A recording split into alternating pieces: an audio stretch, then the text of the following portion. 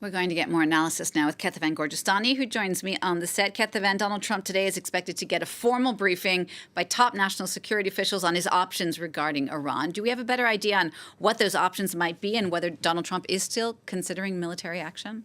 Well, one of the options was to continue and deepen the sanctions against Iran. And you could think that in a way, the announcement of the 25% tariffs on countries that do business with Iran is a way to put pressure economically on the Iranian regime. But beyond that, there are, in the words of the White House press secretary, many, many, many more options that are available. Cyber attacks, more military strikes, but also diplomacy with those possible talks regarding the nuclear program.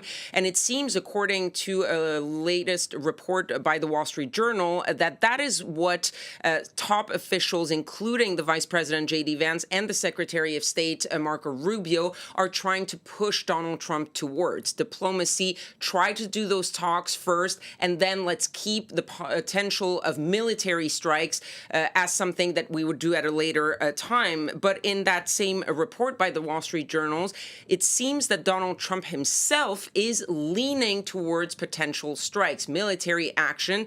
And we saw in that report what he was saying aboard Air Force One, saying we might need to act before those talks can happen.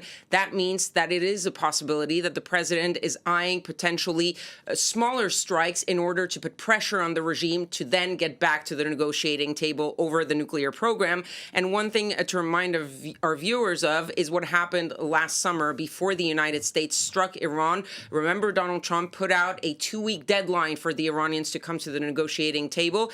And instead of waiting for the 2-week deadline, he decided to strike within hours of making that statement. So being very careful as to what sort of signals the White House is sending. It could also be a way of throwing off the Iranian regime from what the U.S. is actually wanting to do.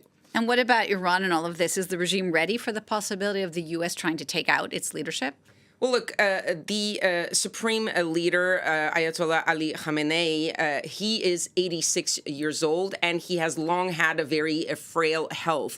And so his succession has been something that's been in the works for years now in Iran. But this has increased the search for a replacement, for a successor, in the last couple of years. 2 years ago, Khamenei himself decided to appoint or name a 3-man committee that took clerics from the assembly of clerics to try to look for the best possible successor to himself. And that search sort of kicked into higher gear last summer, in June specifically, when the United States and the Israelis carried out those strikes, when Ali Khamenei was hiding out, fearing for his life. That's when the regime itself was thinking, well, we need to find someone in case something happens.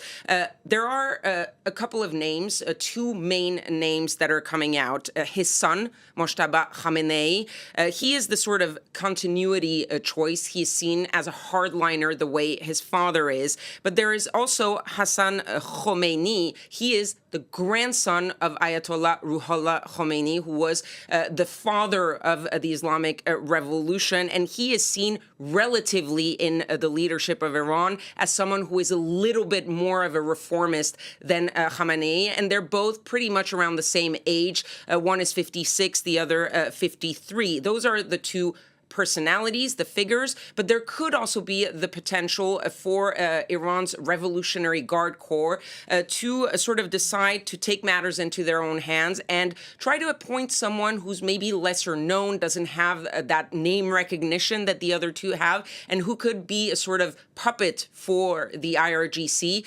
It has to be noted that the IRGC itself was decimated last summer during those U.S. and Israeli strikes, and they were replaced very quickly. So you see that the Iranian regime, yes, they have these figures, they have these big names, but they are also always on the lookout to replace those figures when something happens.